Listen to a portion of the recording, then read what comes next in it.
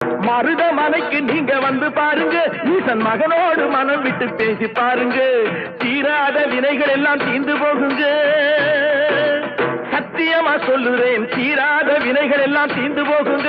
அது தீராவிட்டால் வந்து என்னை கேளுங்க, அது தீராவிட்டால் வந்து என்னை கேளுங்க. மருதமலைக்கு நீங்க வந்து பாருங்க.